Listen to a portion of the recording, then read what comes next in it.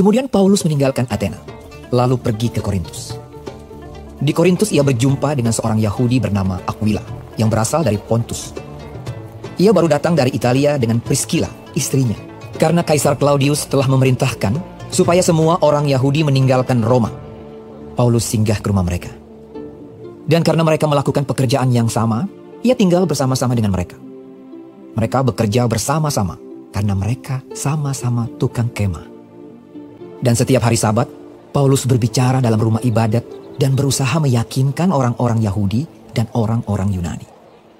Ketika Silas dan Timotius datang dari Makedonia, Paulus dengan sepenuhnya dapat memberitakan firman, di mana ia memberi kesaksian kepada orang-orang Yahudi bahwa Yesus adalah Mesias. Tetapi ketika orang-orang itu memusuhi dia dan menghujat, ia mengebaskan debu dari pakaiannya dan berkata kepada mereka, "Biarlah darahmu tertumpah ke atas kepalamu sendiri. Aku bersih, tidak bersalah. Mulai dari sekarang aku akan pergi kepada bangsa-bangsa lain." Maka keluarlah ia dari situ, lalu datang ke rumah seorang bernama Titius Justus, yang beribadah kepada Allah dan yang rumahnya berdampingan dengan rumah ibadat.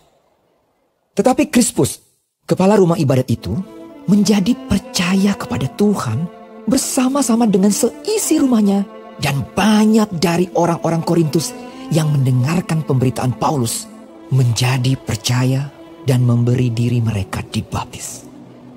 Pada suatu malam, berfirmanlah Tuhan kepada Paulus di dalam suatu penglihatan.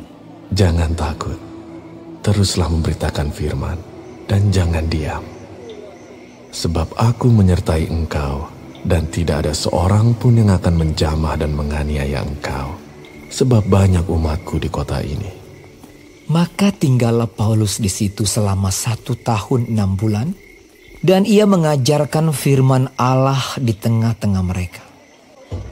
Akan tetapi, setelah Galio menjadi gubernur di Akhaya, bangkitlah orang-orang Yahudi bersama-sama melawan Paulus, lalu membawa dia ke depan pengadilan. Kata mereka, "Ia ini berusaha meyakinkan orang untuk beribadah kepada Allah dengan jalan yang bertentangan dengan hukum Taurat."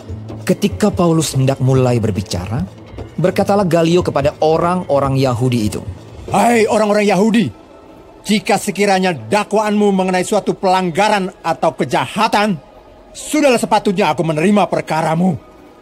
Tetapi kalau hal itu adalah perselisihan tentang perkataan atau nama atau hukum yang berlaku di antara kamu, maka hendaklah kamu sendiri mengurusnya. Aku tidak rela menjadi hakim atas perkara yang demikian." Lalu ia mengusir mereka dari ruang pengadilan. Maka orang itu semua menyerbu Sostenes, kepala rumah ibadat, lalu memukulinya di depan pengadilan itu.